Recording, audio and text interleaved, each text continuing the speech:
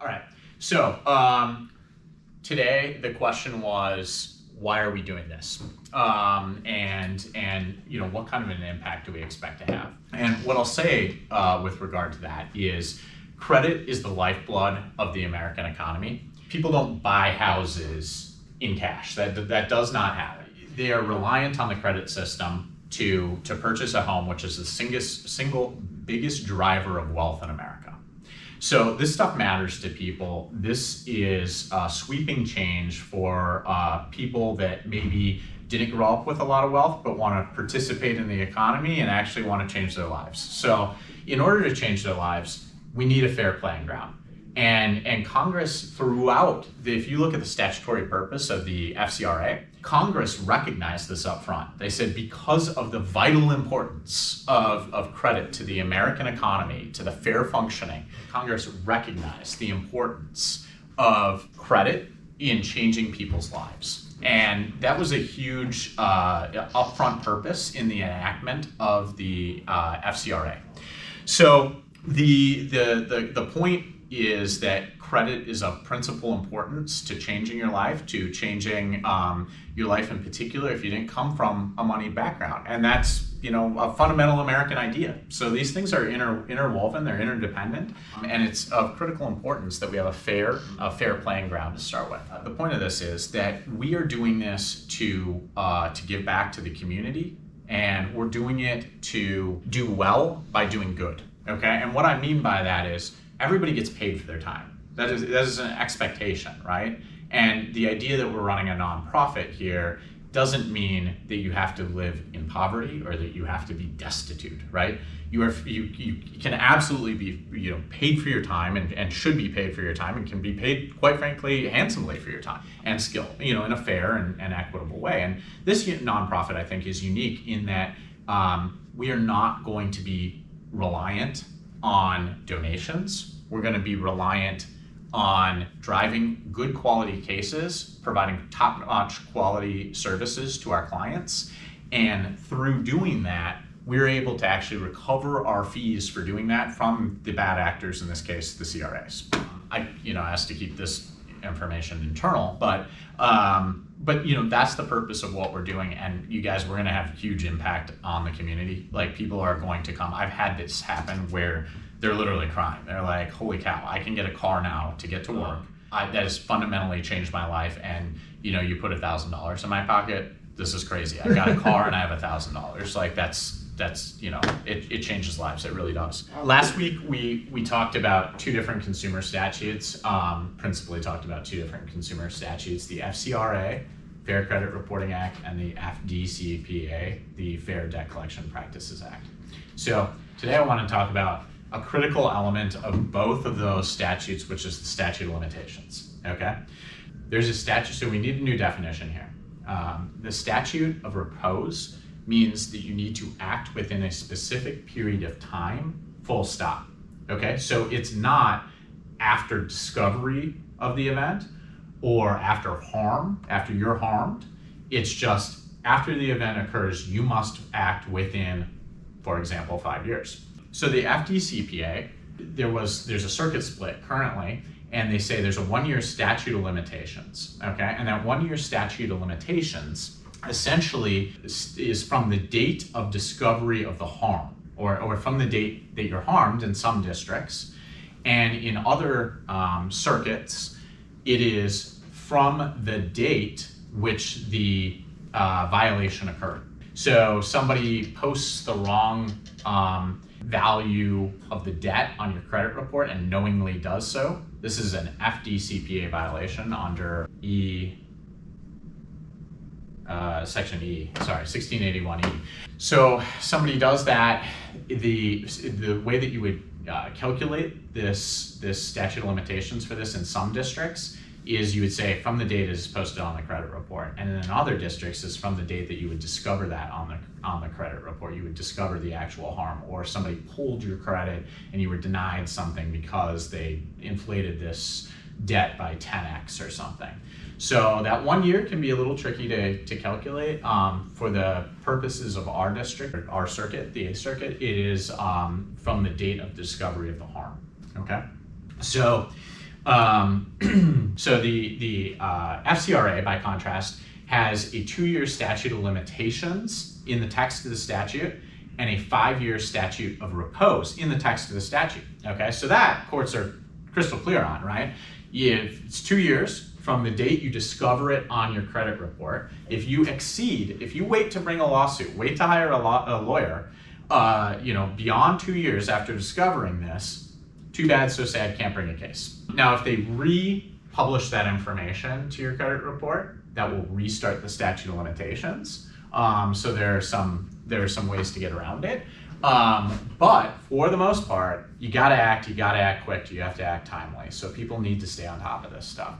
There is also a 5-year statute of repose within the FCRA, which essentially states from the 5 years after the information is actually posted to the credit report. So outside of that 5 years, again, can't bring a case. Fails under the statute of repose portion of the 2 different available limitations.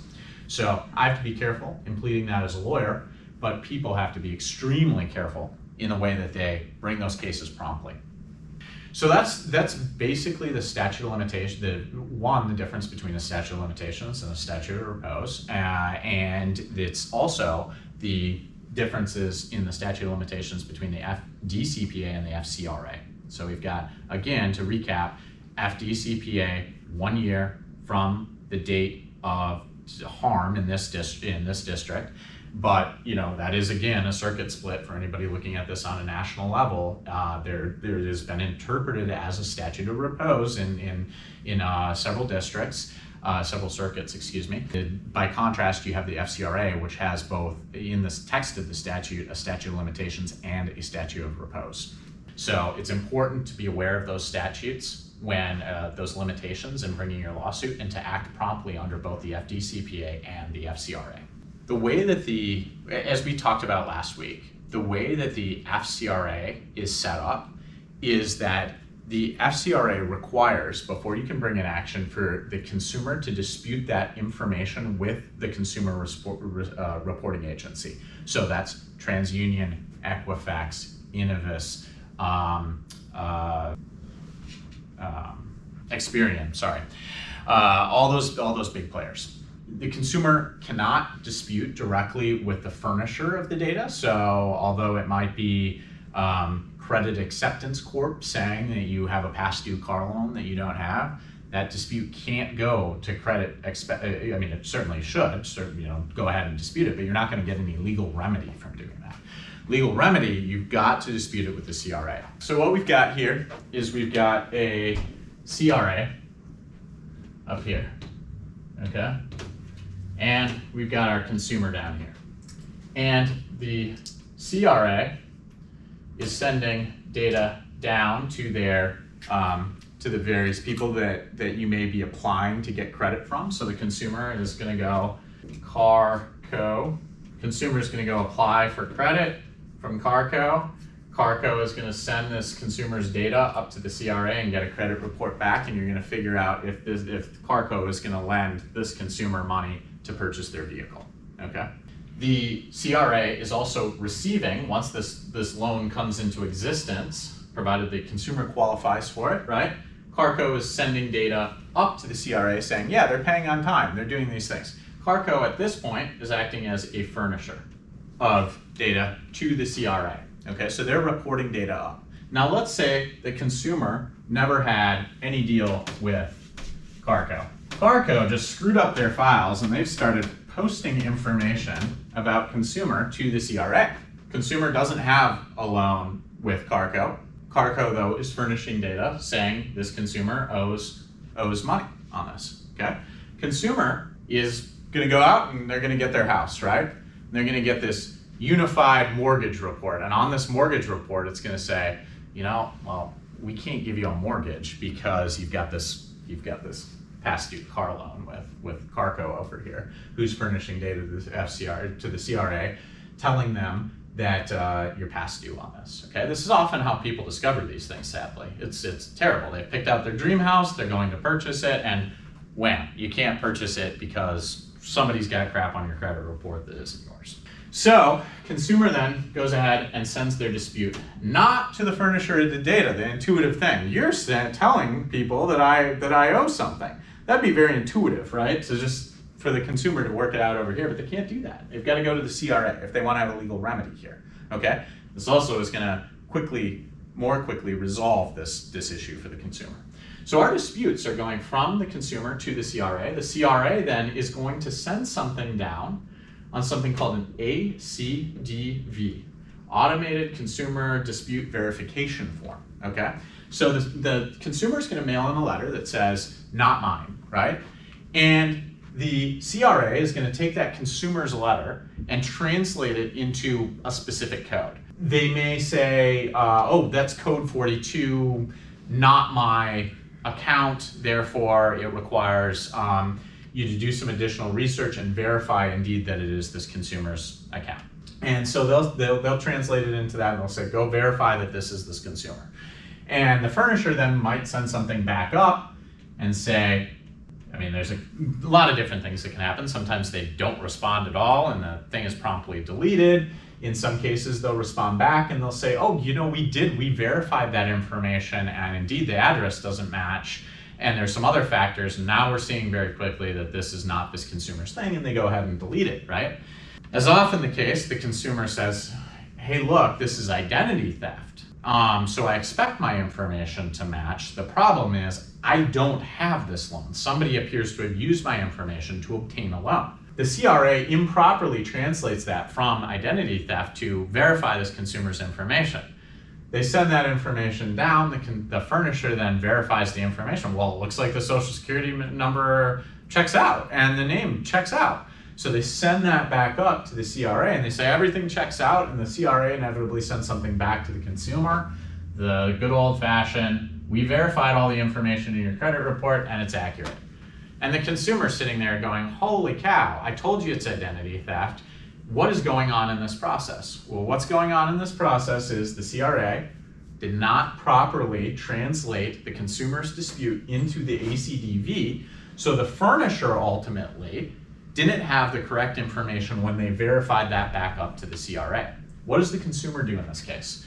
The consumer in this case doesn't know what's happening behind this wall. They have no idea, right? So the consumer must make an informed allegation and say, look, we don't know necessarily what's happening here, but it appears to us that based on this letter that we got back that said your information has been verified, the consumer says, it appears to us that the CRA did not properly translate this into an ACDV. So right now, we're not up against the statute of limitations. We've acted promptly. We're informed consumers, and therefore what we're going to do is we're going to just sue the CRA. We might later add these guys in if we've determined, hold on, there is some issue here. But from what we've seen, it looks like the CRA didn't do this correctly. Why did they not do this correctly? There was an article a few years ago where Equifax, I believe it was sending information, translating these consumer disputes written in English. They were sending them down to a South American country, I don't recall what it was, where they literally did not speak English. They were reading a letter, translating it into code, and these guys didn't speak English. Great, that is a great thing for, Spanish-speaking consumers who may or may not send a dispute in, written in Spanish, but that's an insane process for, somebody who submits a dispute in English and it gets translated, it gets sent to somebody who literally doesn't speak English. This actually happened. That's insane. But they said it was a cheaper way of doing it, and that's what they did. And my honest belief in this was they probably didn't get sued enough to actually follow the law on it. They were just like, you know what? Well, it's cheaper on the whole, even if we have to pay some consumers for pretty blatant violations of the FCRA. I think they probably made that business decision at some point. I can't see how they didn't based on that story. So, that's kind of what's happening behind the scenes. And I think if you understand this language and this process, a consumer can be very informed in their communications with the CRA. In fact, the consumer might even say something like, hey, make sure that you translate this as identity theft when submitting your ACDV to the furnisher. this is identity theft. This is not a simple verification of information. Okay, and the there's different parlance and terms that are used here, but this was a problem to an extent that there was actually a term for this, and it was called parroting. So the CRA would send down information that said verify. The consumer would send something in that said, this identity theft. The CRA would send a verification, and they would parrot the information, the consumer's information, and the end result would be that the consumer would get back a letter that said, yeah, this is not identity theft. All your information checks out, like a parrot, right? Mm-hmm. I mean, it's like, well, yeah, we would expect that to happen. So kind of an interesting deal. I think if you understand the language around this, you'll have more effective communication with the CRA. I don't think the law wasn't intended to be set up that you had to have that level of understanding, but it is important to have that. And the predecessor, just if you ever read cases or take a deeper interest in this, predecessor to the ACDV was something called the CDV, the Consumer Dispute Verification Form. It was translating it into the numeric codes to create a more automated process for these. But yeah, so that's basically the dispute process in a nutshell. It won't be uncommon, and in fact is considered pretty good practice to, if the consumer sends the dispute to the CRA, to just go ahead and send it to the furnisher as well. But just realize that by sending this dispute letter to the furnisher as well, you're not triggering anything that would allow you to actually bring a lawsuit in the future. So, if you think about this process and the end result for it, were we to have to bring a lawsuit to actually correct this stuff, or were somebody to actually suffer some real harm from being screwed over in this process, we would bring a lawsuit in several different ways. But one of those claims that we would say is a failure to engage in a reasonable reinvestigation process. So that they didn't actually look at any information, they just parroted back the information, and that's not the way it's supposed to work. You might also say a failure to maintain reasonable procedures. I wouldn't recommend bringing in that case necessarily, because the CRA probably has a procedure there that says, accurately translate the consumer dispute. But, and if you recall in our last lecture, one of the things that we talked about was the different ways that we bring cases, and one of those is failure to maintain reasonable procedures to assure maximum possible accuracy, failure to maintain reasonable procedures to assure that you don't have impermissible use, and then of course failure to properly engage in a reinvestigation. So those are just kind of a few areas of how we might interact with a CRA in the dispute process. I think if you understand that, you can start drafting better letters and engaging in better dispute processes. So thanks. All right, so then maybe we should go